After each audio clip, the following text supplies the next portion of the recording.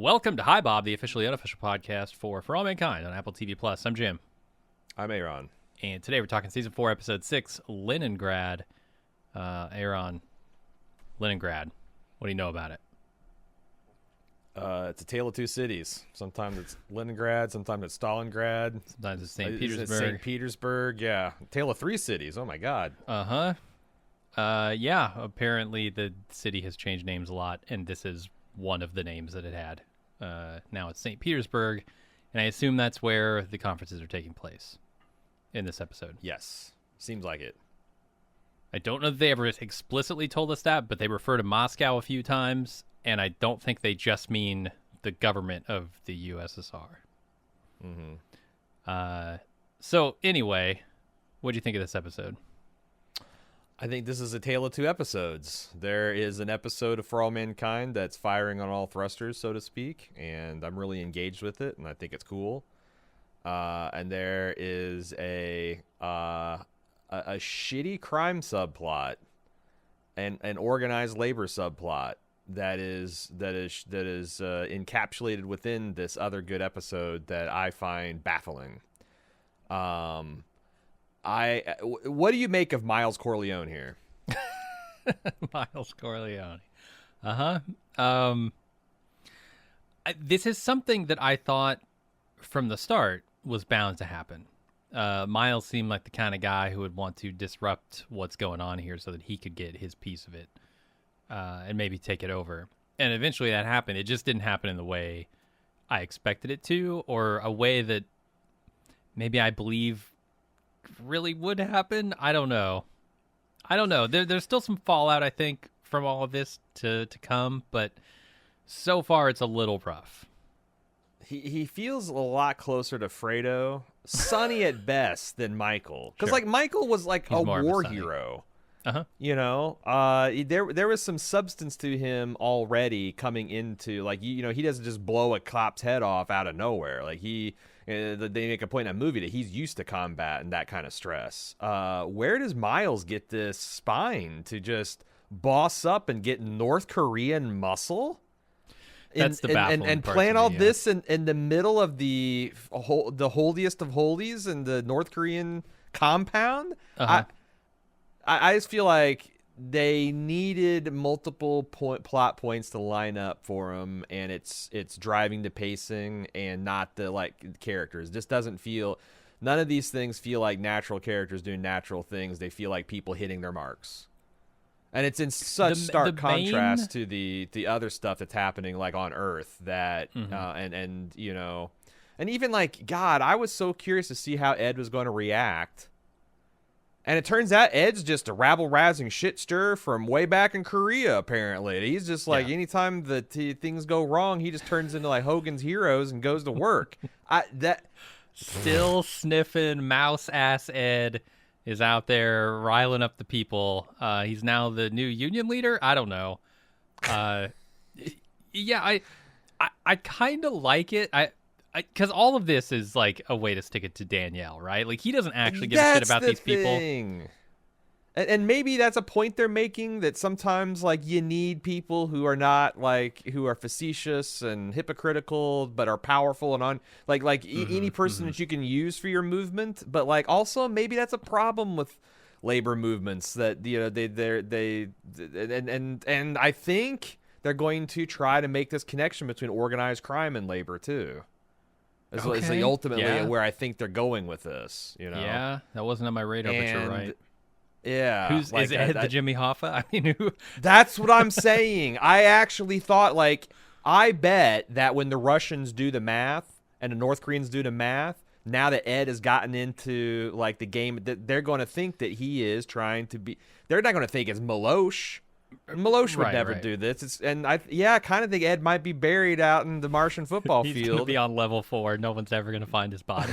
He's going to be built into the wall. He's going to be buried out in the Martian Lands Stadium, and it's just a really bizarre turn for that character. And I love the idea of Martian labor uniting, but it's just weird to go see Ed Baldwin go from suck it up Buttercup to you have nothing to lose but your chains And yeah, it's all in, and yeah, like I said, I like Ed's character, and it just kind of sucks to see him be this big of a shit. Yeah, no, he sucks this season. And it's not the only season he sucked in. Like, I look, at some point they had to literally point a gun at him and threaten to murder him to get him to do the right thing. Sally Ride of all, yeah.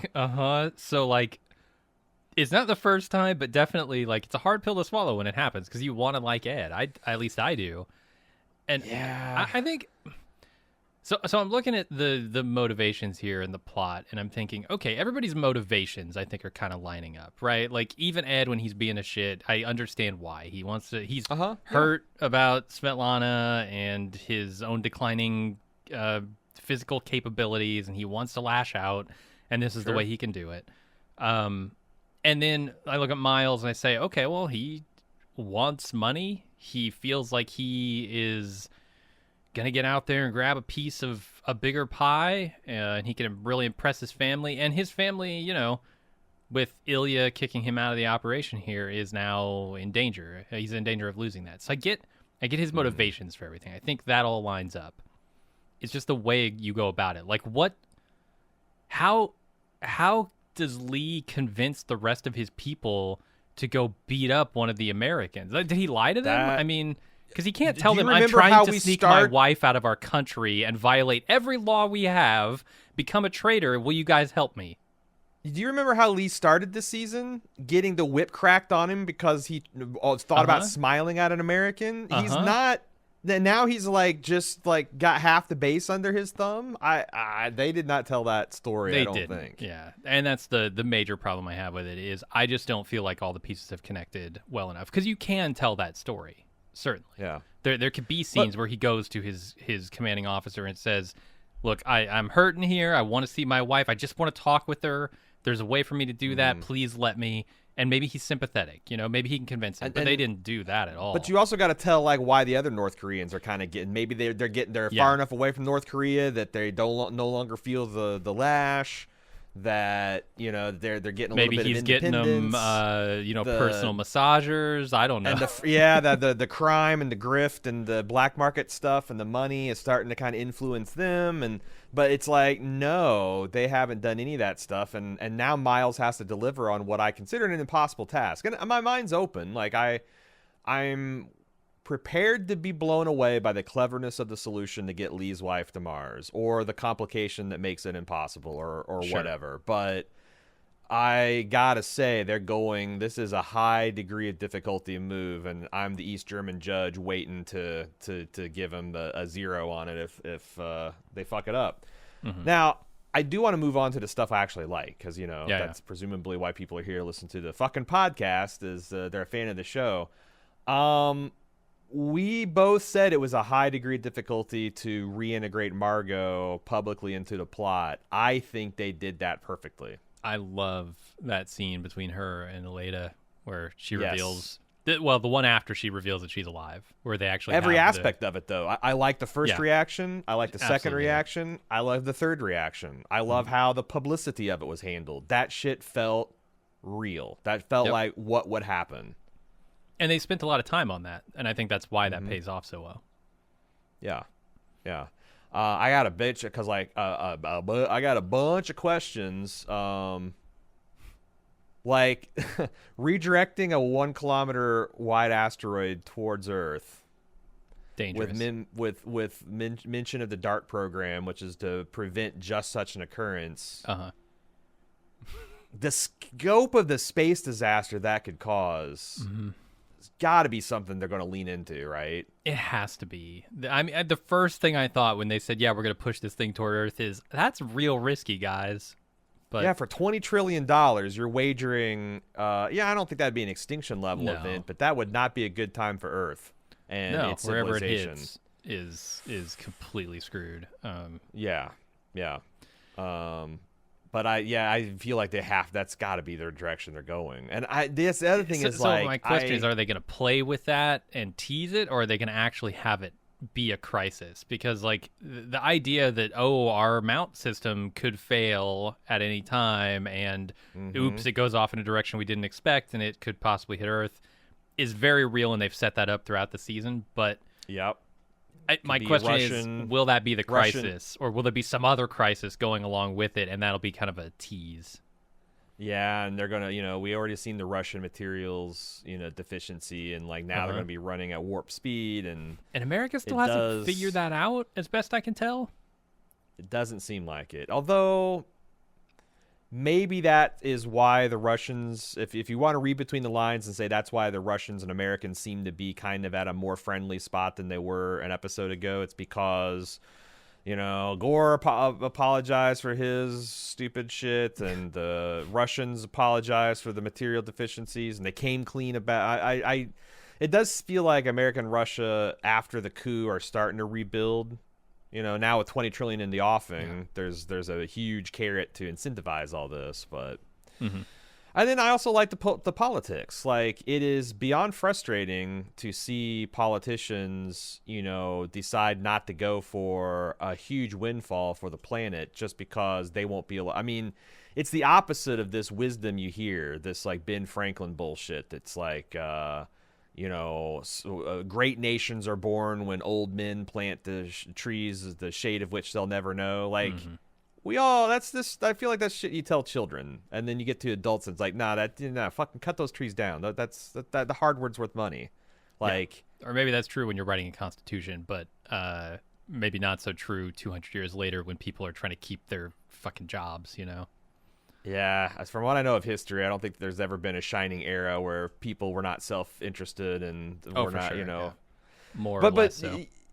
Yeah, it's super frustrating, but again, it feels super real. Like, it's, we've talked about how almost miraculous the moon program was. Like, it's kind of an open question. It's always been for me, is like, if Jack Kennedy hadn't died and the whole nation kind of been like, fucking, we got to do this for Jack, and it's super politically important, and the competition with the Russians too, would we have gone to the moon, or would we gotten 5 years into the program and then be like, this is super expensive to, what's even up there? Well, and it's the changing of the guard, right? Like, having a presidency that rolls out to a new person every 4 years makes it impossible to get long-term plans done because the next person isn't necessarily on board with them. Why do you want to cross the T of the other guy's project, which they're going to get, you're going to be like, I'm fulfilling the vision of my predecessor, who's probably not even from the political party I'm affiliated with. Like, nothing And I can get a short-term win here by just cutting that program and saving a bunch of money and putting it elsewhere to goals that people are now more interested in. And yeah, whole host of reasons why that stuff is hard, if not impossible. Yeah. And I really like how they explore that, and so that stuff is really good. It's just I feel like the crime plot and the labor plot, unfortunately, even though those could be super interesting and they might be interesting in the future, they have just really tried to go from they haven't cooked that from scratch. They used a baking mix. I don't even think they used it right, and tried to substitute applesauce for oil. Baked it at 500 instead of 350. It's just kind of a mess. Yeah, like gluten-free bread. I'm curious how they're going to bring it around to, that Star Trek ideal. Because if you have these political systems in place, it does seem like a foregone conclusion that you can't think long-term. So how do you get past that? Do you have to destroy those systems, create something new that is more, equipped to think long-term for the benefit of humanity? Or can you work within those systems to kind of artificially create a system that does that? Right, because I mean that's the thesis I like about this is the systems that we have on Earth are the things that perpetuate like crime and inequality and things like that. So it's like where we also know, like, and the Soviet Union had different problems. They weren't the same problems as America. They had their pluses and minuses, as did we. But like I've often wondered is like, are we going to come out of here with like some kind of synthesis? Some kind of, what does that look like? Just like a social democracy? Sure. American style socialism. I don't know what the show's suggestion for like, how do you get to the Star Trek utopia? And I don't think it's coming this season, but at some point, if that's their goal, they got to get around to that stuff. And I do think this is the most they've gotten into the purely political and socioeconomic, you know. So like it seems like they are trying to get there. It's just oh man, I just wish it was a little better written. But I guess that's the other thing is like before when they've done a little bit of like rewriting history, it was like addressing the wrongs that we've already, you know, kind of come around on. Like, oh, let's get women involved a little bit earlier. You know, let's not be so hard on the gays. Let's stop this kind of petty squabbling over planting flags here and there and just kind of work together in and out. When you're starting to go like, okay, well now how do we get from where we're at now to where we need to be in the future? That's a lot harder. Oh yeah. Because, you know, you got to start making some firm stands on real world economics and paying some prices. You know, it's right. painful to change from one system to another for a lot of people, and those people aren't going to be happy about it. How do you make it as easy for them as possible? Yeah, the one of the ideas of why don't we just go migrate to cleaner green technology right now is because, well, that would put a lot of people out of jobs, and that would make a lot of infrastructure obsolete, and there's still some ROI left on the books for those projects, and it just comes down to that, you know. A lot of the time. And if you're wanting to decry that as foolishness, do you do that when it hits your pocketbook, you know? Sure.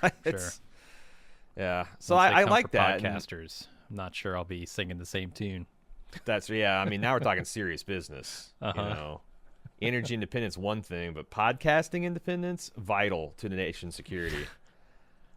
All right, we got to get out of this. We got to get out of this discussion and into the recap, man. Did you know Al Gore invented podcasting? He said so. Yeah, was his bill to increase Apple investment. It led to two things: the iPod and Honeycrisp apples, and immeasurably improved the world. You know what? Apparently, according to Apple, does not improve the world is smoking. There's a smoking warning at the beginning of this episode, which was interesting. Yeah, I don't think I've ever seen that before. There's not either. And certainly smoking has been a bigger part of the plots in future and past episodes. You know, the whole Gordo Tracy look at NASA subplot. In the 60s. My God. Smoked like they were on fire, yeah. Mm-hmm. It was really weird to see that come up, but okay, sure. I agree it is hazardous to your health. It is interesting because we grew up in a world where tobacco products were being slowly exterminated and eliminated. And we now live in a world where tobacco has somehow managed to outmaneuver our politicians in this vape thing, and now that like teenage rates of not smoking but tobacco use are like skyrocketing higher than they've ever been before, it's like, goddamn. I'm waiting for 20 years from now the reports on popcorn lung. That's what I'm waiting for, because you know if vaping is healthy, or you know at least not as terrible as smoking, I'm kind of all for it for smokers, you know, but I don't know that we need to be hooking our kids on it. Well, call me Orville Redenbacher, because I'm not going to dodge that bullet if it comes down to it, Jim. Oh yeah, the lungs might be Jiffy Pop. We'll see. Hold, cross my fingers on how the science on that works out. All right, let's get into the recap. We start off with the meeting of the M7 out there in St. Petersburg. Dignitaries arrive as Margo watches from a storeroom via camera and feeds Irina information via radio this entire episode. She sees Hobson and Aleida enter and watches her very closely, and then Irina starts the proceedings, and we go to the intro. Margot's devolving into a full goblin was pretty awesome. Like this is what she says. Mm-hmm. She says she's all about the work, and we believe her because she lives like she's obsessed with it. But her like squatted in that broom closet, like she's the dude with the red swing line from Office Space, you know, Milton. Milton. I thought it was really funny. There's a lot of comedy milked from the little telephone game that her and Bullfinch were playing the whole episode, which I appreciated. Yeah, I was trying to like look at the pauses between someone speaking and Irina responding. You know, because she's got to wait for the information to come through from Margo in full. She doesn't seem to be responding in real time, just parroting Margo. And there were a couple of times where it felt a bit long, but she's processing like big, heavy concepts and hard problems to wrestle with. So I think the pausing was appropriate. In a second language, so you kind of like, she might fumble Indeed. for her words on these technical terms, and even her fucking up a couple of the technical terms. I think kind of sold, like Dart. Oh, you know, my English. It'd be too suspicious if she knew that chapter verse with no fuck up. So I thought that was, like I said, I was ready to roast this plot because I thought they might not handle it but I think they did. And they avoided, you know, any insane stuff like Irina just having her front and center at this conference or whatever. Right. Yeah. Aleida walking at the door. My God, Margo, you know. All right, well, let's go up to Happy Valley where Ed wakes up without a job. He has nothing to do, so he smokes up. He makes some rounds, shaking hands, and then invites himself to Ilya's, which freaks out the patrons. Admiral walks into your black market bar is not good. When he walked out into that hallway, it was a lot of Tobey Maguire's Spider-Man 3 Venom suit channeling, because he's just, you know, high as a kite, and you can see that, like, people, you know, he's not exactly the most popular figure amongst the sub-basement dwellers, and they're not giving him super friendly looks, and but yeah, just him kind of bopping and smooshing along, and I love it. On second watch, when you know his, I guess, internal reputation as like the still booze hound, my only note is I kind of wish they showed him like rapping on a few other panels, because you know he knows, like, the grow op is proof that he knows the angles. He walks in these rooms and I can see, but like the fact that he almost like a literal bloodhound.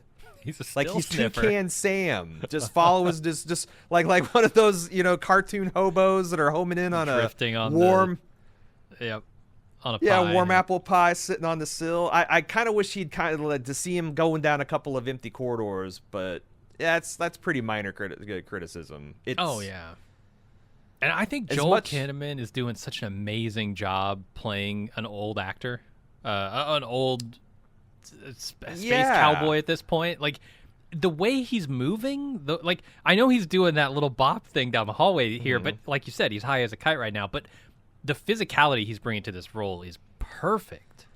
Little loose in the hips. He's got a little bit of a hunch, a little bit, you know, his neck's a little bent forward. He's moving like a really old guy who's still in good shape, but like, he's still very mobile, but he's old. Because we see him, you know, he's doing those modified push-ups and sit-ups, and he's hitting the bike. He's keeping himself trim, but I did love those easy push-ups. You're in you're not in microgravity, but you're in 1/3 gravity, man. If you can't do a push-up on Mars, you're in bad shape. That's true. He's doing modified push-ups on Mars. Yeah. That's kind of unbelievable, but whatever.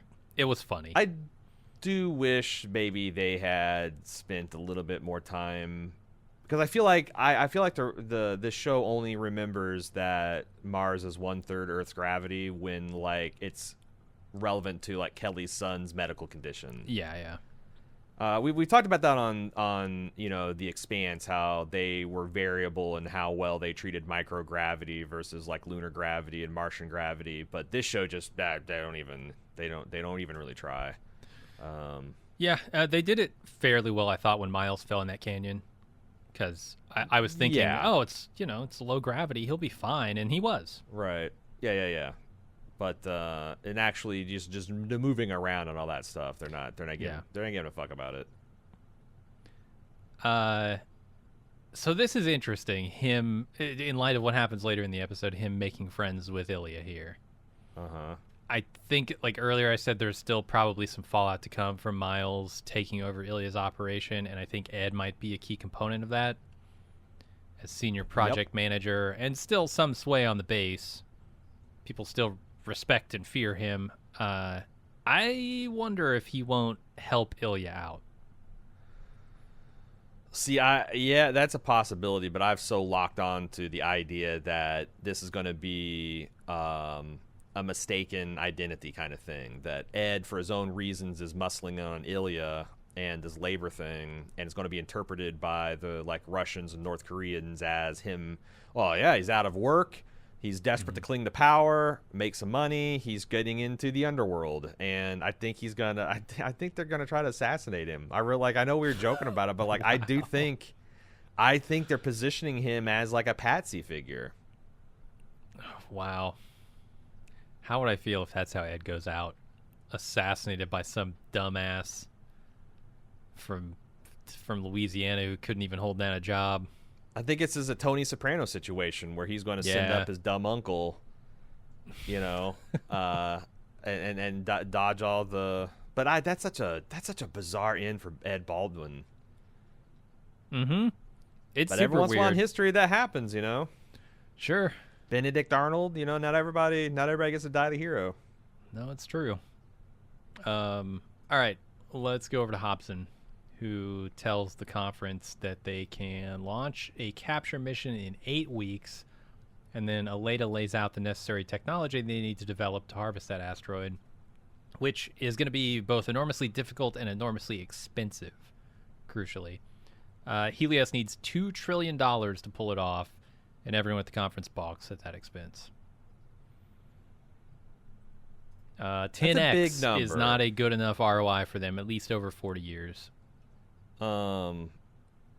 Yeah, but that's the other. I mean, it's not just even the ROI, because I think you're supposed to understand through the lens of the rest of the season that the other problem with a 40-year ROI is it gives the larger, more powerful nations a chance to rip up the contract and change everybody's bonus structures.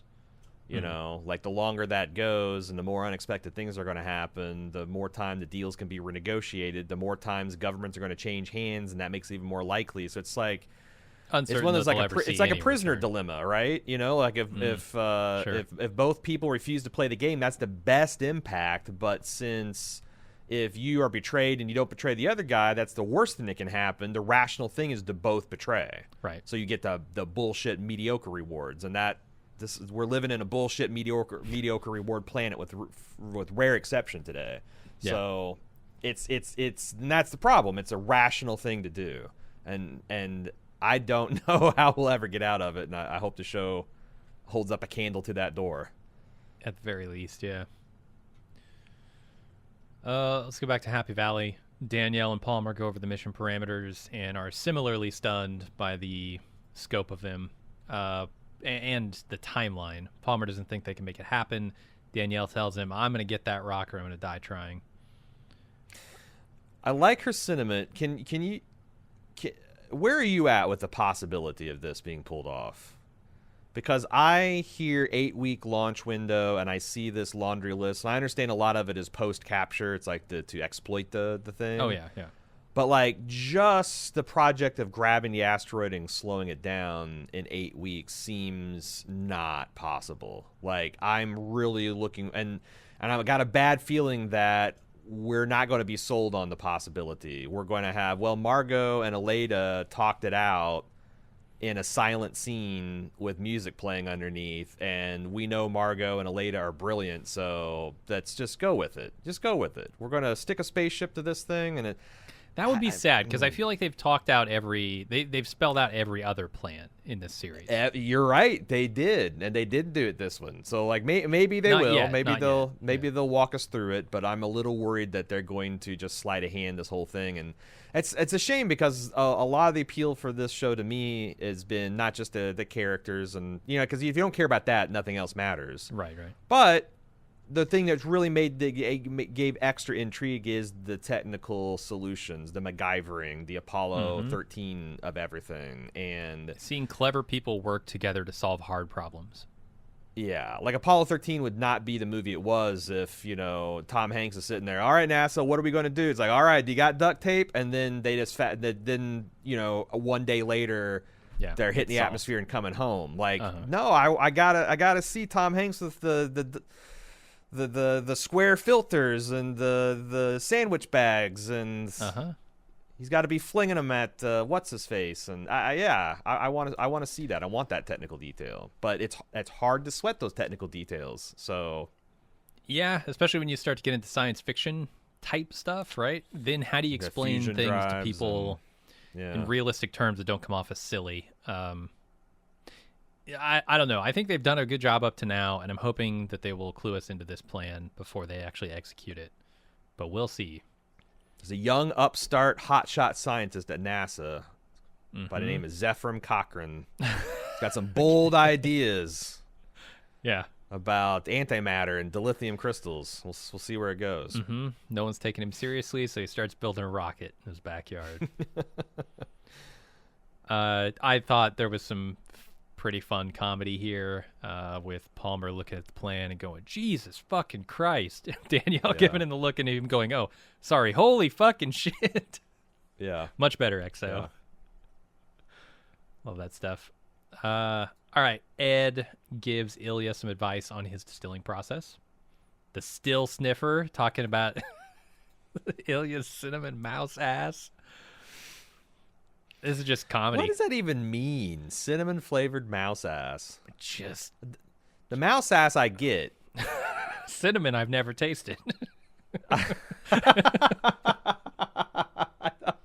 I'm saying I can see how the flavor of mouse would get into contaminated lines, but cinnamon?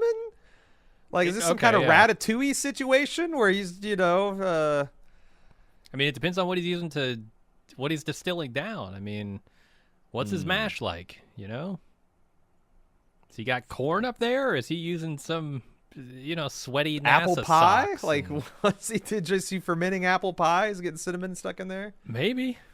I don't know what he's using. And I don't know. Look, there are a lot of ways to describe weird flavors in alcohol. True. People come up with some crazy shit. So cinnamon mouse ass, not the weirdest I've heard. I hung out with a sommelier for a while.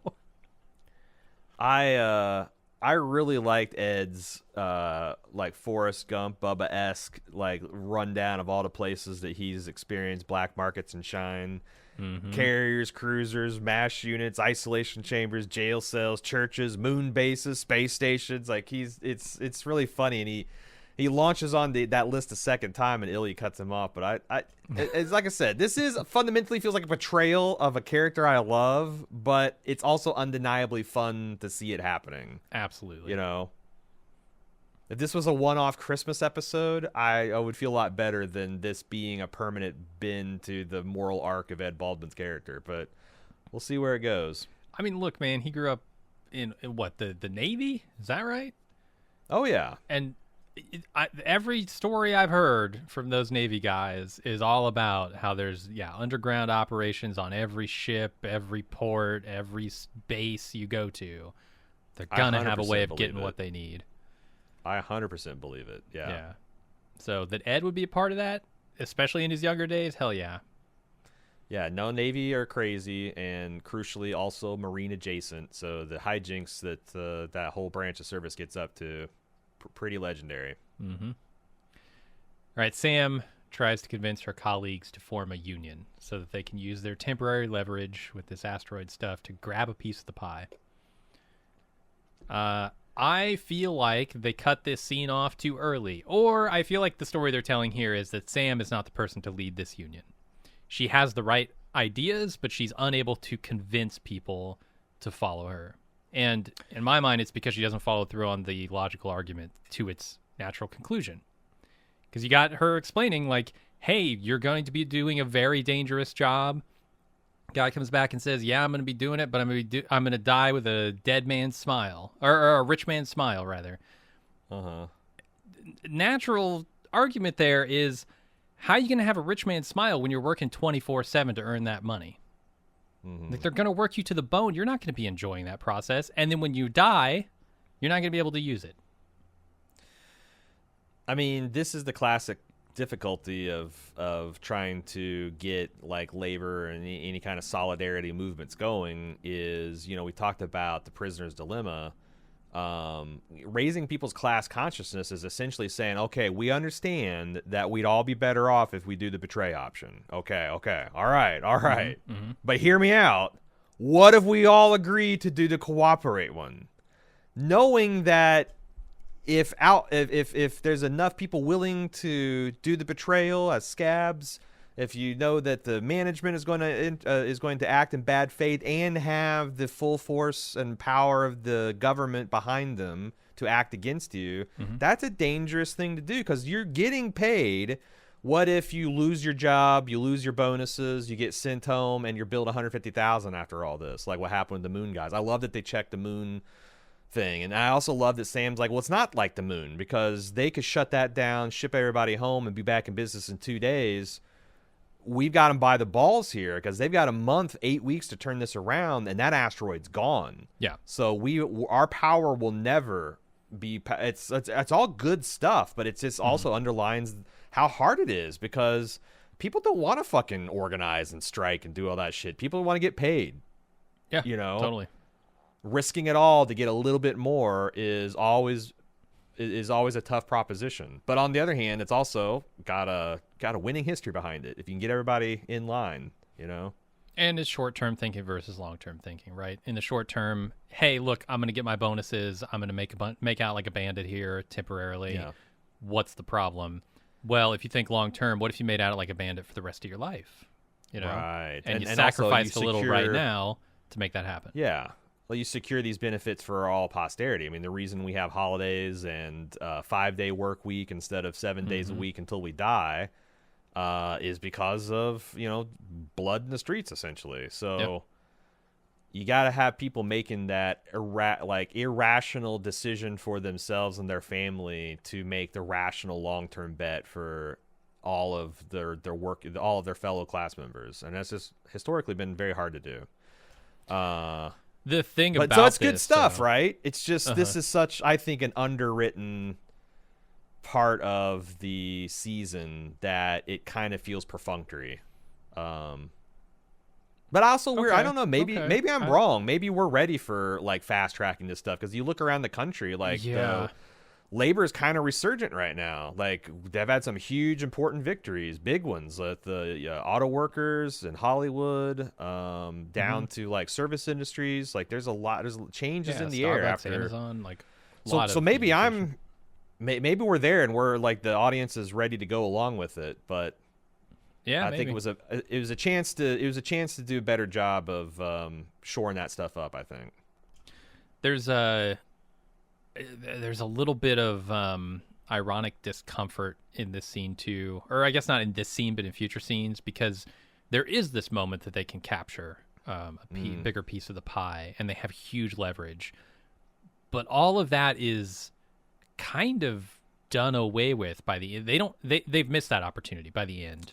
The opportunity never actually presented itself. Well, right? I thought so too, but then I thought about no. I think what they're saying is they still have to capture the asteroid. They still have to divert it to Earth, and Earth can't do that by themselves. So they have a much shorter window. Yeah, it makes sense. Yeah. So because if they don't put the brakes on at Mars, Earth gets fucked. Yeah, they're gonna miss it entirely. Oh Jesus! Is there a Marco and Aros possibility where it's like Martian's like, what's better than economic leverage? We're going to take control of this base. We got the finger on the thruster button. We can steer this into Earth orbit, or we can steer it into Earth. Pay us, fuckers. And we're out here by the belt. We can keep them coming. Yeah, there's no shortage of these things. Oh my God! I don't know. Maybe we are just going for the Expanse. Screw the Star Trek stuff. It's time for the Expanse.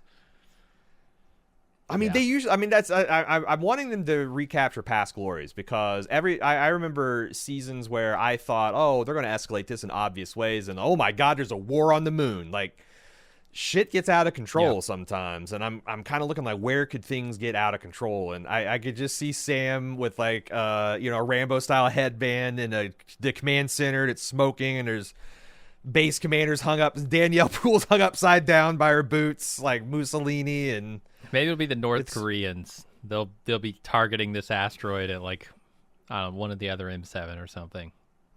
I mean, shit, they fought the capitalist devils before. Mm-hmm. So they could do it again. All right, let's go back to the conference where Irina engages Eli and Aleida in conversation, and she tells Aleida that they don't like the ROI, the 10x ROI on this project because it would take 30 to 40 years to see it. Eli and Irina are considering dropping the whole operation. until Eli has the idea to redirect the asteroid to Earth so they can mine it in orbit rather than on Mars, and everyone likes that idea, including Margo. Do you think the Bullfinch made a bit of an unforced error by trying to really hammer home Margot's loyalties here? She's leaning pretty hard on that. Why would you gloat so quickly over something so sensitive? Just let that let the trap work, man. Let the noose get tighter around the neck. Let the trap door swing a little bit more shut. I didn't notice it so much here in this scene, but later in the episode, she goes even harder on that, and I definitely noticed in that scene. I was like, you are risking alienating this person who you kind of need at this moment, just to like get a jab in. It almost felt personal in a weird way. Do you want a triple agent? Because this is how you get a triple agent. You know, like for someone who spouts as much stuff about how no one will ever trust Margo, the Bullfinch seems to put a lot of trust in Margo. Mm-hmm. I don't know if she thinks that episode in the Gulag really had an effect and scared her communist, but like, I don't know. Those experiences tend to have the opposite long term. Like short term, sure, but long term, fuck these guys. Right. The thing I did like about this scene is how much Margo and Aleida, without knowing it, are on the same page, especially from Aleida's side, right? She doesn't know Margo's involved in this conversation, but she's saying the exact same things, and Margo's nodding along, and you see that simpatico relationship that they had before all this stuff went down. I love it. Yeah, and they're both like, singing from the same hymnal. I thought that was pretty good, and I thought what was the other thing? Oh, what'd you make of the fact that they put Aleida in a dorm room? Is that a power play? And if it's a power play, why did they do it to her and not Marv? Because maybe they don't like capitalism. I don't know. I'm always trying to remind myself she's there representing Helios. See, I think if the Soviets wanted to really stick it to the capitalists, they would put Marv and the executive class in the dorm, and they would put Aleida in the kind of more blue collar. Now Aleida's not really blue collar at this point, but they'd put the workers, the engineers, et cetera, they'd put them in the finest accommodations. It was a weird. I felt like it was a power play, but I wasn't sure what play was being made. Yeah, I'm with you. I don't really know what they're getting at there. Let's go back up to Mars, where Ilya gives Ed drinks on the house for his distilling advice, and Ed reveals that he also knows about his black market import business, but Ilya doesn't really want to talk about it here. This is where I think Ed's going to get misconstrued, and I think that is Miles getting stonewalled by the rock exporter a direct result of this scene? Because on second watch, I took that as gospel, that there's a cause and effect here, that Ilya was already planning on cutting Miles out, but Ed coming and sniffing around his business he saw as a threat, and I think he associates Ed and Miles together. I might be wrong on that, or Miles is doing a very risky thing and he needs to cut some of that risk down. Yeah, that there's now heat. I got the Admiral sniffing around, but they're connected, and since they are connected, even if it's a coincidence, well, it is a coincidence. Ed's not there because he wants to muscle in on the territory. No, that's that's one of my big theories right now. That Ed's going to get caught up in this, and he's going to be on both sides. He's going to Helios is going to want him dead. The U.S. government's going to want him dead. The Russians are going to want him dead. The Russian underground's going to want him dead. I just cannot wait for Dev to get up here. I cannot wait for it, man. Oh, fuck. I even forgot about that. The fact that Kelly and because they checked them in, it's like you see Ed, seeing them saying, hey, Poppy, we're on the flight here. Dev's with them. Because, conceivably Ed Baldwin could be the main reason Earth doesn't get a $20 trillion windfall. Mm-hmm. They could change everyone's life for the better. Like just and Which, man? for petty personal wrong. Not even the wrong reasons. He's just wrong. He's wrong. He is. No, I'm with you. What a bastard. It's fun to watch him do these things, but he's doing them totally for the wrong reasons. Yeah. All right, Miles goes over to the loading dock to speak with his smuggling contact, but she says the operation is over, and Miles is threatened by the Man Mountain, Petros. This guy's big. He is. He puts out like his whole fucking. I think his whole hand wraps around Miles' throat, and his like middle finger and thumb touch at the back. Like he's got big mitts. And I don't think Miles is a small guy necessarily, but this guy's huge. Yeah. And it almost surprises me when the North Koreans roll up and they're just as big as him. That was shocking. Yeah, because this guy's huge. Yeah, and there's I don't think they're just as big, but one of them they're rolling deep. They got like 3-4 dudes. Yeah. So yeah. I don't know if any one of them is as massive, but they could Voltron together and shut this shit down. Yeah, that's how I bet it happened. Uh-huh. All right, let's go back to the conference where Aleida, Eli, and Irina discuss the plan to get the asteroid to Earth. They're working the problem here. Margot suggests that they use the plans from the DART program to do it, which was a asteroid deflection program designed to protect Earth in the case of a asteroid headed their way. Aleida shoots down kind of each aspect of this, each potential plan, and Margot suggests that they work the problem. And Irina immediately says, I need a break. That's pretty funny. We must work the problem. I need a break. Yeah, but because she realizes, like, how the hell am I going to get in between these people? And yeah, she's out of her depth and talking, and it's a cumbersome process having Margot. Oh, yeah. And probably a taxing process on her. Like, second languages, being fed radio from one person while another person is talking. These concepts that I'm sure she's familiar with, but may not be intimately familiar with, the way that Margot and Aleida are. And yeah, she's not like a technical subject matter expert on this stuff. No. This has to be incredibly mentally taxing for her. I would think so. I think you're alluding to this scene about the time that the bullfinch really yanks on her chain. Let me ask you this. I thought maybe what I was supposed to understand is Margot is misinterpreting that as a chain yank when she's really trying to go at. Because, like, what did I guess I'm confused on what Margot said that might have been expressing loyalty to NASA. Well, she said something like, we're not going to do this like some kind of police state. And that triggered Irina. It was the evaluation of her form of government, right? Okay. Yeah, that was a little spicy, I guess. Yeah, and so Irina fires back, but does it in a way I like, that is both talking to Aleida, like, your loyalties need to remain with, no longer with NASA, right? Because she's with Helios, and worked out well. Yeah, and like I said, it does feel like this stuff is better written. But no, it's well written. Is it possible that it's just coming out of the mouths of people that we care a lot more about, and we're just I don't think so, but I'm trying to be fair. No, I think so what it does is it has the benefit of relying on a lot of past work that they've done.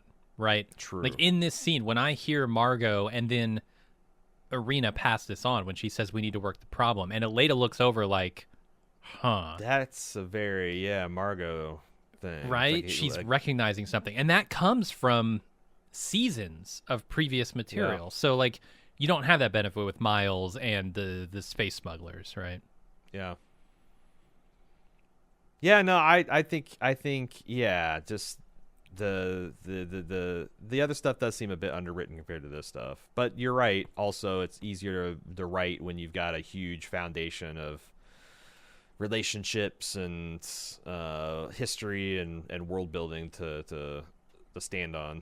Yeah, you could do a lot of shorthand, whereas with Miles stuff, you're really going to have to spell it out It feels like they're shorthanding, but we don't have we don't have our notes from previous seasons to fall back on. So we're like, huh? Right. I mean, I'm rolling. That's what I'm saying. Like, I guess I feel like I'm rolling with it, but I'm going off of a lot of knowledge that I'm bringing in from outside the show. And again, maybe the show's right, and this audience is going to just be on the ball with this stuff. But I feel like, you know, I just wish they would take their platform and maybe do a little bit more education on that, or build it out a little bit more to make it feel real, so people can, it's like directly applicable to people's lives. But yeah, like I said, maybe people already get it. Maybe so. All right, let's go to Ed waking up with a serious hangover, cinnamon mouse ass hangover. Palmer wants him to sign off on the Helios base pay and bonus rates. He takes the documents under review. Man, again, this is fan service. Like, why Ed waking up with God's own flashlight shining in his face. Just looks down between his legs, sees the half-smoked doob, and that line of like, "Don't mind if I do, Admiral Baldwin." and then he's acting like a high schooler caught smoking weed in his bedroom when Palmer comes up, right? Like trying to shuffle it out the non-existent window. It's right, like this he's your dad. He's your dad at 2:30 in the afternoon on Saturday, being like, "Yeah, Palmer is the late shifts clocking in." And then the evil chuckle that he has when he's got the paperwork and Palmer's screaming outside his door, impotent rage, and Palmer's like, "It's did I catch you sleeping? It's noon." And he's like, "Well, I guess I'm just a lazy fuck. Is that all? Is that what you came over here for?" Question. Do you buy that this would be the case where there's enough of like a separate military command structure versus corporate structure that Danielle could essentially confine Ed to quarters, but he's still a chief executive officer of the company?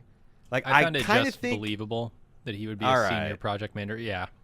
Danielle's not thinking from a corporate sense. She's only kind of she doesn't think about, oh God, he's got all this soft power that I need to also sever, and she doesn't really have the authority to do that, right? I mean, this is a Helios Helios matter at Helios. That point. Yeah. So I found it just believable. Yeah. And I don't know that senior project manager Ed is the title that he wanted to go out on. I mean, he's still an admiral. He'll be an admiral, right? But like, now he's his acting role is senior project manager. Yeah, he's just going to be a paperwork pusher. But and I got another question about it that we'll get to when he drops this stuff on the labor committee. But we'll wait to get there. I think the larger question is, do I buy that the senior project manager would have to sign off on bonus and pay rates? No, I don't. I think a project manager has that role. I think that's much more accounting, much more executive level sign-offs. But it would make sense that Ed would be that tippy top level that might, like, you know, maybe they got the title wrong, but he's got to be the highest ranking Helios personnel there. Oh yeah, definitely. So yeah, because the commanding, I mean, he's second in command. He was second in command, and now, you know, his commanding officer was NASA. Danielle's NASA. So. All right. Margot tells Irina that they can solve the engineering problems if they take bold action, meaning her and Aleida work together on the project. And Irina tells Margot that she'll be labeled a traitor if she does this, but Margot is willing to risk it if she can get back to work. I was saying this before. The work is her real love. I buy it. I buy it 100%. It's not about power. It's not about Sergei even. It's not even about Aleida. It's about the work. It always has been, always will be. It's not that those things aren't important to her, but they are subordinate to the work. Capital T, capital W. For sure. And I think there might be some criticism from people to say, why would the Russians agree to go along with Margot's plan? But I think the way it plays out, the Russians, why wouldn't they? They got everything they wanted. They got a political win. They didn't apply pressure to an American citizen to steal her from the country. Hell no. She was discontent and disgruntled and disappointed in her government for pursuing profits and all that other stuff. So it's like, according to that I don't speech. Yeah, I don't know who says no. And so I thought, again, I could be wrong, but I thought this stuff played pretty beautifully for me. And as a way to get her and Aleida back together, yeah. They threaded that needle. Yeah, especially since like the way they played it is like Margot is not like there with her fingers crossed, rolling her eyes. Like she's given that statement like this is going to cost her. Like the American people, all of her friends at NASA, that this is the kind of thing that she's saying is going to make them see and hate her. So there seemed to be, and like I said, she's just starting to pay that price. But yeah, and she pays it so personally right away, which I really like. But yeah, there are bigger ramifications too. Yeah, and I do think it's like when she says, "I don't care what people think. I know what I did and why I did it. Same as now." That's fine, but Margo, you need people. Like, I don't know how you like I feel like you should have learned that lesson a couple seasons ago, but you need people. And if everyone hates you and doesn't trust you, how effective a leader are you going to be? This is true, yeah. But she's got the full weight of the bullfinch behind her. I do wonder if we'll see a darker side from Margo. Like, if people don't trust her and like her anyway, like, what happens if people, like, again, she can't do anything about the Americans, but what if the Russians balk at helping her? If I wonder if they're setting up that woman she made the acquaintance with that helped her with the washer at the vending machine. I wonder if they're setting her up to, like, that's going to be someone that expresses disappointment in Margo and Margo has to deal with. Maybe. Yeah, I'm not seeing the future angles here, but there kind of have to be some. I just don't know how you lead a facility and a project of people across multiple nations if you have zero trust and zero like that. As much as it pains us nerds to hear it sometimes, you got those people skills are important. There's a reason that people who are not as good as programmers as us, not as good at creative as us, might advance faster because they schmooze, they play the game, they go out and golf with the boss. Totally. Yeah, and Margo doesn't do that shit, so... One of the questions I have coming out of this scene, and I guess previous scenes as well, is why is Irina so eager to capture this asteroid? Why is she allowing this to happen? Because didn't they make the point that this would disrupt Russia's economy pretty severely? It's a major. The status is their quo number one benefits export? them. Is that right, or just a major? Well, it's not the number one. Iridium? They just kind of corner the market in iridium. So that's the big question. They raised that point last episode, and now maybe Russia is extracting a bigger piece of the pie because of that. They need to be bribed, but like that, they're not saying that. No, they're not. So like. Yeah, it's bizarre to me because you're right. Russia, the status quo benefits them. So why are they trying to bust their ass? Yeah, why wouldn't they be, slow playing this whole thing, hoping they could delay long enough to miss this asteroid? But yeah, because right now, like they're whatever shakes out the New Deal, it's not going to be a stranglehold on the market for them. So, but I don't know. Maybe there's a little bit of altruism. That but I don't feel like that's the story they're telling. Once we, they're not thinking long term. I was gonna say maybe they're thinking once we capture this asteroid and exhaust its resources, we'll still have the number one export of iridium. So get this while we can, and then benefit later from our stranglehold. But they're not thinking long term. The way they're talking, that there's more. Didn't they say there's more iridium in this asteroid that's ever been mined on planet Earth ever? I believe so. Yeah.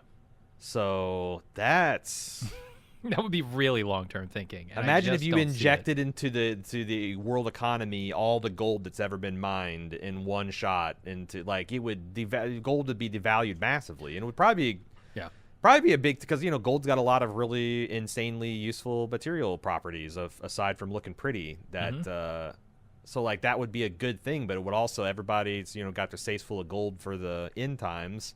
Probably not gonna be too happy. Absolutely, yeah.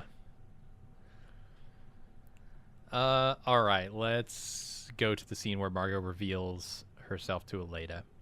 She goes to her room, but she's not there. So Margo's just looking around, and when Aleida returns, she's shocked to find Margo but she runs up and gives her a huge hug. I thought this was a great decision because it gives us like a little bit of emotional catharsis, and then it sells because Aleida has defended Margot's innocence. We saw her do it with Bill. It's like, and this seems like this is like a long-standing argument with her fans, because you imagine like the full context of Margot disappears, or she gets killed the day the things blast. And people like, there's this rumor that Margot was a spy for the Russians, maybe, and there's all this bitterness about that. And then she's alive, but all of the things that her detractors are saying are broadly speaking true. Like, maybe you excuse her because of the reason. Having Aleida just completely having a human reaction of "I'm so glad you're alive," only to have the knife twisted when she finds out, but maybe you shouldn't be. Mm-hmm. Maybe the Margo that I really loved and admired should have died back then instead of betrayed. It's pretty fucking good, man. Yeah, and Margo herself wonders that too. Having that reflexive action of like, this is a person that I care deeply about. They're alive when they shouldn't be. I'm gonna run up and I'm gonna hug them. But then you get a wash of like, oh man, all of the stuff that you know about it comes flooding in after that moment, that reflex, and it's really, really good.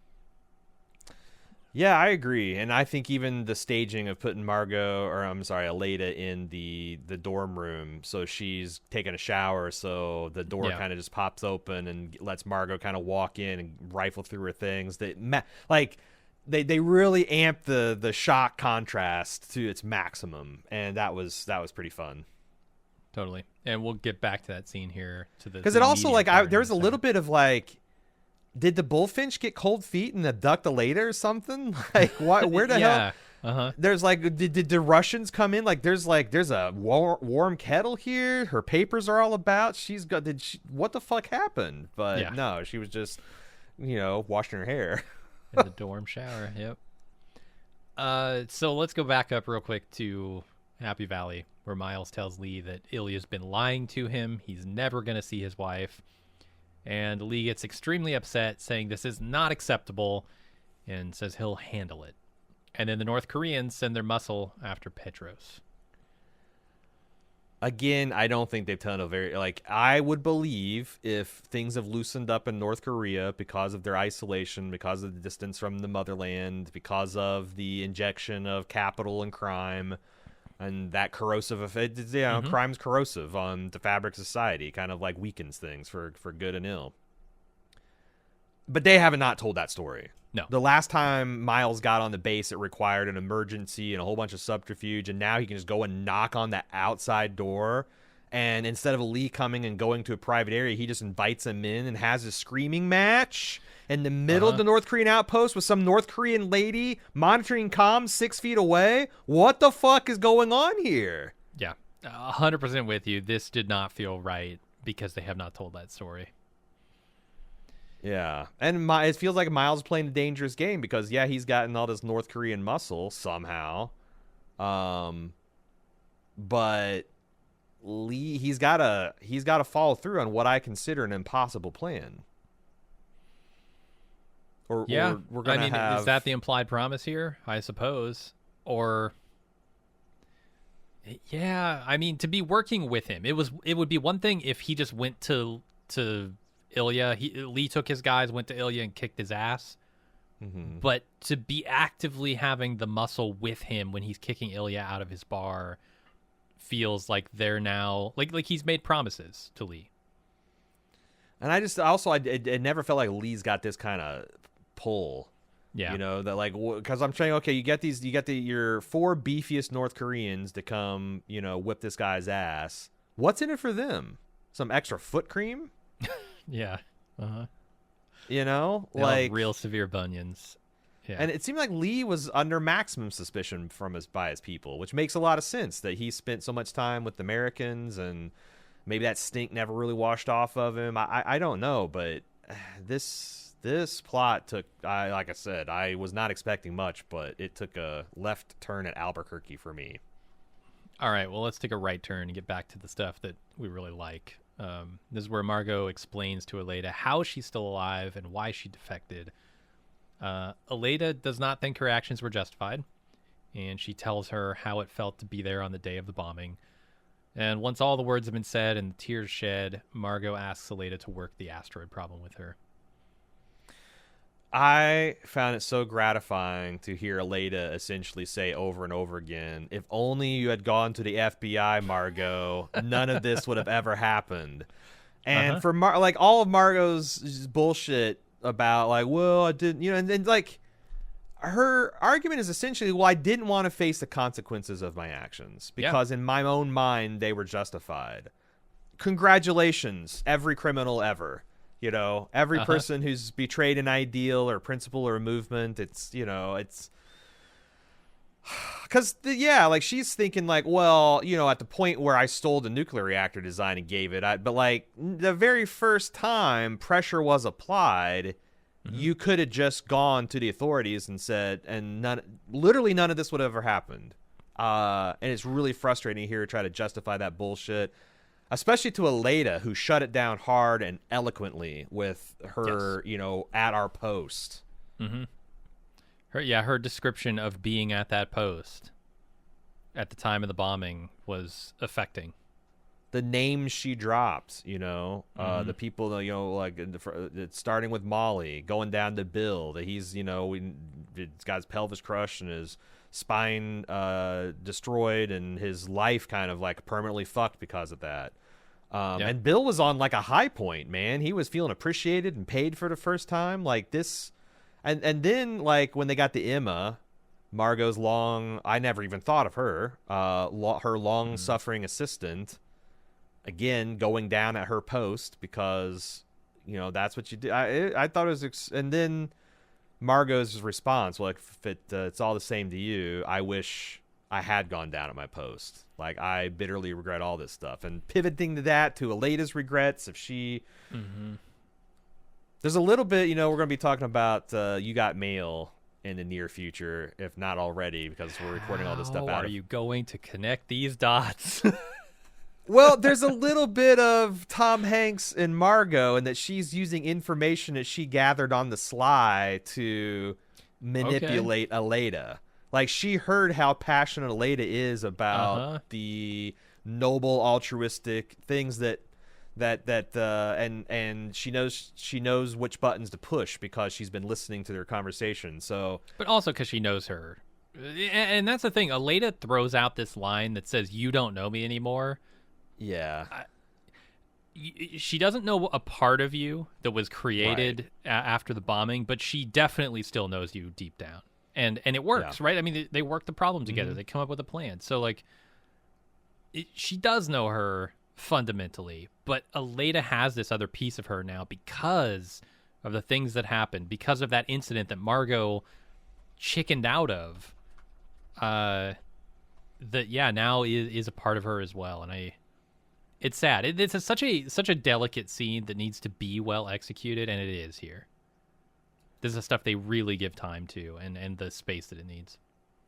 Yeah, and I thought this was a really well-written kind of monologue that they gave Olivia here, Trujillo, and that she delivered it well with just the right amount of, like, genuine grief and also, like, barely suppressed rage. And not just at Margo, yeah. but at the at the righteousness situation, and it's like an impressive. It was a long one too. No cuts. I thought it was a real standout scene. She's had a lot of those. She nails them every time. True. Like I said, the stuff with her and Bill has been excellent throughout this series, and the stuff with her and Margo here is just as good. Yeah, no, she's a pocket dynamo. Yeah, one to watch for sure.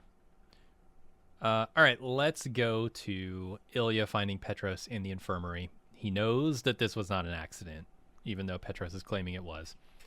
He finds Miles and the North Koreans waiting for him in his bar, or at least what used to be his bar, because Miles is taking over the operation. Ilya's out, Milos is in. The way Miles Corleone here is talking, Mm-hmm. At what point did Ilya talk himself out of the operation? Because it felt like that Miles was willing to like let him keep the bar or let him keep a piece of it, or was trying to. But like I don't I think don't so. know, because like this Miles is so different than any Miles I've ever conceived Yes. of before. That like I felt like you could get me here with Miles, but I needed a couple more episodes. Agreed. There is a hardness to Miles that I have never felt before. And I understand that it's now he has something that he is desperate not to lose again, but at the same time, I've never seen this side of Miles before. Yeah, this is like Miles. This is like if in The Godfather, if Michael went off to visit his father at the hospital, and then they cut back to him going to have to go to Italy and hide out, or maybe even maybe post Apollonia. And, yeah, like, he's got that hardness and all that stuff. It's like, yeah, like, oh, my God, if you skip the killing Captain McCluskey and you skip him fleeing to Italy and falling in love with his ultimate gangster wife and getting that taken away, like, yeah, the character doesn't work. And I feel like this is, like, a fundamentally goofy, lightweight dork that has failed up in the life and is at the end of and he went from that to a criminal mastermind who's got the balls and the connections to get all this North Korean muscle, and I don't quite buy it. Yeah, and I really wish I did, because I think there's a solid story there. Yeah, it's just the shortcuts that have needed to be taken have kind of undermined it. I could totally buy this. I could totally buy Lee being his muscle and Ilya being out, because I saw this coming from the beginning. Yeah, like, we talked this about guy's it. got like, a thing he needs to support his family. He's going to take it by hook or by crook. Okay, he's given a taste of it, and when that's taken away, of course he fights back. And that's a great story. It's just the execution isn't quite there. Yeah, I agree. Let me ask you this. Does Miles realize he's taking over a bar that Admiral and Senior Project Ed manager, or Senior Project Manager Ed, has just befriended the owner of? Is this going to be a problem for him? That's a damn good question. And I guess the real question is, does Ed care? Because like I think Ed might have cared, but he's got a new project now. He's got a better way to fuck with Danielle. But what if he could fuck with Danielle on every level? That's what I'm saying. Like going back to the fan service of this and how much fun it's been to watch. Like this is all true, but the fact that all this fun is being had at the service of just sabotaging good Danny is really hard to swallow. It is. I'm waiting. I really want to see her reaction to all this, especially the Ed. Man. Especially the stakes for the world that are happening here. It's like, okay, like maybe you're personal and you're petty, and if it was just a normal program, but like a once in a generation chance for Earth to get a leg up, like that is a whole other line of petty, man. Yeah, that's and the you're kind going of to potentially strangle that opportunity just to stick it to one person that made a choice you don't like. Yeah. Jesus.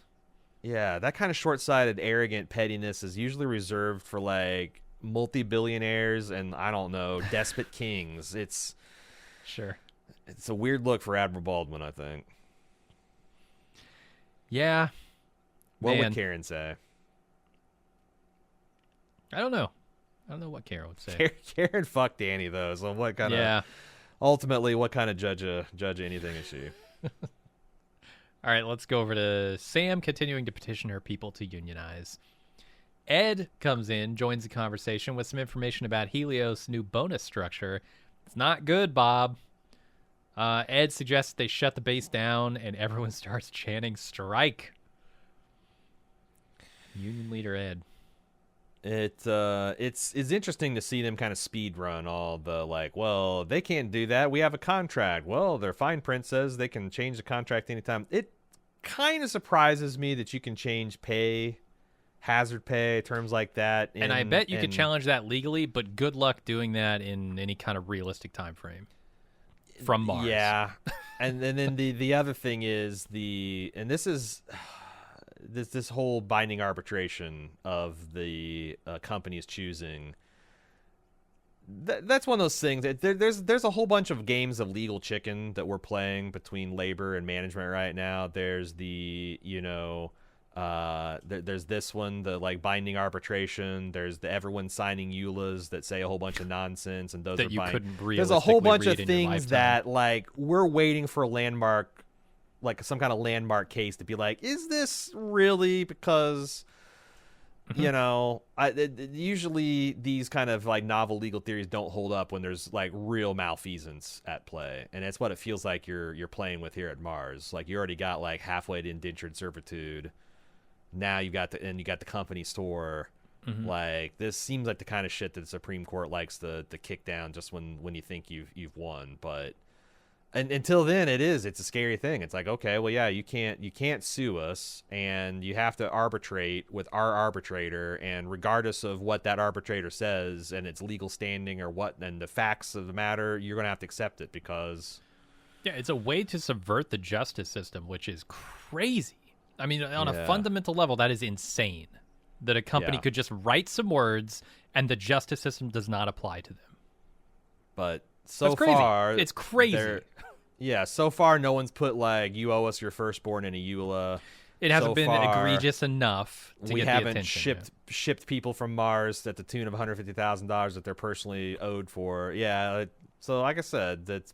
Can I do that? Can I write something that someone can agree to that nullifies their rights as a human being and completely subverts my responsibility for it in our justice system? Can I do that? I mean, I had a lawyer tell me once, this is America. You can be sued for anything, including breathing.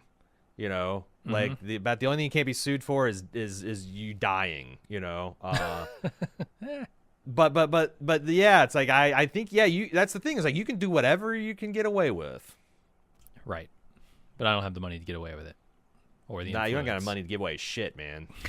you can't even get away with unpaid parking tickets. You got to get 7 figures before you can say fuck that. I could barely get away with this podcast. So obviously this is Ed sticking it to Danielle, just get her arms flapping around, right? Yeah. I do wonder, it makes me question, okay, how much of Ed is just getting back at Danielle and how much of Ed feels like this is unjust? And kind of roots for the underdog. Him going to the bar here with Ilya and recounting his time of like, hey, I used to be this guy that's still sniffing, I don't know, booze hound Navy guy. Maybe there was a time in Ed's life where he would have been sympathetic to all this stuff. Do you think that's making a return, or is it just the Danielle stuff? I'm highly skeptical of any altruism. Like that evil laugh did not sound like, this is unjust. This is the latest outrage from Helios, and I'm finally seeing things from the common man's perspective. This felt more like, a knife I can plunge into her back. Look, if there is any possibility for me to be like Admiral Baldwin being shocked of the class consciousness, I would desperately cling to that because I want to believe that there's something more than just his vain. I'll throw something out. Is this some kind of Parkinson's, Alzheimer's, sundowning like this? Is this bizarre? Is there any kind of cognitive reason for him to be this? Got Mars brain. Yeah. Because like when my grandfather in the process of dying of Alzheimer's could really terrorize a hospital unit. Like wildly out of character behavior from this man, the way he would treat doctors and nurses and the way he would treat his personal dignity, not in his right mind. Is there a chance that some of this is from Ed just kind of losing it at the higher level, and part of people's reaction to that is in a lot of cases heightened aggression because you're confused. You're paranoid. You think people are out to get you? Are they maybe playing with that like there's the physical signs, but also maybe there's some mental cognitive decline? Because that would make him a lot more sympathetic. He's just a victim of his physiology. I don't think they're playing it that way. Well, then there's no fucking altruism here. So I think he's just being a shitter. This is a warning to future generations because it doesn't apply yet. But when you smoke weed in microgravity, all of that THC congregates in your head. The rest that would go to your body, the body high you usually get goes to your head and you do insane shit. So watch out. Smoke lightly. That's what Yeah. the smoking warning is about at the beginning of this episode. True. It's not about cigarettes or nicotine or tar. It's Yeah. about smoking in microgravities. Smoking here on Earth is very cool and based, and it makes people like you. But up in space, it's too risky. The higher oxygen concentrations, the microgravity. Yeah, it's Yep. that makes perfect sense. This will be relevant in 2062. Okay. This is a terrible time for Helios to pull this shit, right? Do But they it know makes that? so Is it much so sense. tone deaf from a corporation thinking, well, we're just going to screw these people? Or is this like the opening salvo of a negotiation? Well, Let's so lowball them so that when they come that- back with that a was one counteroffer, question- it gets closer to what we're willing to accept. Closer to the That was one status question- quo. Well, that was one question I was going to ask you. Is this a bombshell? Because I think what you're supposed to understand is this is stuff that's being approved, and it's going to go in effect after everybody works their shifts, and it's going to change the bonus structure. So, like, all those people who are like grinding to get to their 50-point bonus now got to go to 500, or was that 5,000? It was a crazy. It's 500 to increase. 5,000, which is a 10x increase. But now they're finding out before what the plan is. So it's like I think that, and it seemed like that was a good plan. That that Sam was having a hard time getting people to put their financial necks on the line with the promised payouts that they were going to get. But now that they found out that their pay is going to be garbage and they're only going to get it for a couple months before they essentially become a backwater to the solar system. So I think Ed really did fuck him by letting this information out early. Yeah. Because now they can get organized and they can slow things down right away. And Yeah, so Yeah, I maybe just- it wasn't such a misplay by Helios. It's more they didn't expect it to get out. so what do you think what do you think Dev's going to do? Because I'm starting to get an inkling. Yeah, when he gets up here and he sees that there's a full-on strike happening, well, he's too late, right? I mean, he can't do anything from Mars once he gets there because the 2-month journey is just barely inside the window of capturing this asteroid, but the plan is an 8-week plan. He won't be there in time to deal with this.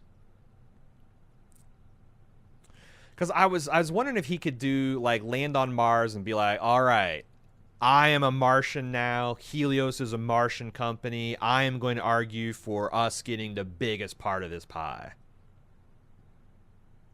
Like this To was try- this was And this was is he going to old. bring This was everyone old, along with him? These were old Earth policies and plans. I'm here on the ground now. This ain't gonna fly. Like what Is if this a he we are Martians leans- kind of thing? Yeah, like he leans back into Harambe, maybe in a cynical way, but in a way that would, increase. Because remember, his plan was to make Mars a better place. And I think he's not foolish enough to think that Mars can be a better place with, like, minimal bootstrap funding. So, like, he might be arguing for, like, No, actually, Mars should get the lion's share of this. Or at least its fair share. So is he going to try and capture and hold ransom this asteroid? Is that what you're... Maybe. Like, he's going to grab it and put it in Mars orbit? Like, he's going to, instead of trying to fight this movement, he's going to harness it. To be like, follow me, I'll make sure we get what's ours, and we have all the negotiation because we can always, at any time, push the button that sends this out into the asteroid, out into the, until it's in Earth's orbit, we have all the control. I don't know. I could see it. I just wonder if he's going to be too late getting there. He's going to have to make that case en route, right? Yeah, and I think he's capable of doing that. And I don't know, maybe they'll also play, because they said that the thing has to be ready to go in 8 weeks. And the guys that are rabble-rousing are not the ones planning the mission. They're the labor that's going to do it. But I think the timing might land that he can land and harness this right as it's a crucial, they need to get to work. Yeah, right as they're executing, right? They've done all the prep, and then here comes Dev on the day of the mission to say... And there's no one left, Helios, to oppose him. He kind of cleaned house, so he's kind of the supreme dictator of that. So that'd be an interesting play for him to go either false populist or full populist, because I'm a Martian now. Fuck Earth. Sure. And he said he's never coming back. So and Earth Ed might be needs us- sympathetic. Earth He's need- a Martian now. Earth needed Helios when it was an Earth company. Now that it's a Martian company, they really need it. Yeah. Yeah, I can see it. I don't know. It's going to be super interesting when Dev gets there, is all I know. Yeah. Yeah. I'm really and like excited. I said, that's the thing that's like I'm not super sweating because we've said it many times is sometimes you can get away with shitty writing to get to a result that then can be good. And people will forgive you. It's like, Miles kind of sucked, and Sam, they didn't really do that, and the North Koreans, but like, next season when they've got a well-established crime storyline and a well-established labor storyline, as long as that's good, then bootstrapping it with bullshit we'll quickly forget. So none of these missteps are fatal. It's just they need to start making the characters better and it more impactful and substantial pretty soon for them to save it. Yeah, and in some scenes they're dropping little things that add to that. I love in this scene how they drop they name check Petros, who is used here as a motivation to start the union because, oh, look, he got hurt in this accident because he's been overworked, right? Which is a lie. Yeah. We know. Yeah. That was really funny. But that could absolutely be a motivation for people. Stuff like that really goes a long way, I think, just dropping that into scenes occasionally. It's so historical, the fact that a lot of history hinges on, misunderstandings and miscommunications and, things that seemingly are irrelevant. And, yeah. I love it. All right, let's go to the final scene here where news of Margot's greatly exaggerated death hits the airwaves, the news, as she does a press conference, throwing NASA and America under the bus. Aleida packs up to go home, hating Margo. Well, not hating her. She says she doesn't hate her, but she'll never forgive her. And she does not want to watch this clearly false speech. No, it's a humiliating speech for Margo to give. It's a tough one for Aleida to hear. Well, she can rest easy in the knowledge that her jacket is fire. This jacket really is so is. Cool, man. It looks like something someone wear on The Expanse. It looks like Monica, the reporter, like something she would wear. It's next level. Mm-hmm. Do you think that Aleida feels a little betrayed that maybe Margo used her because now it's come out that Margo's taken over this project on Star City's behalf?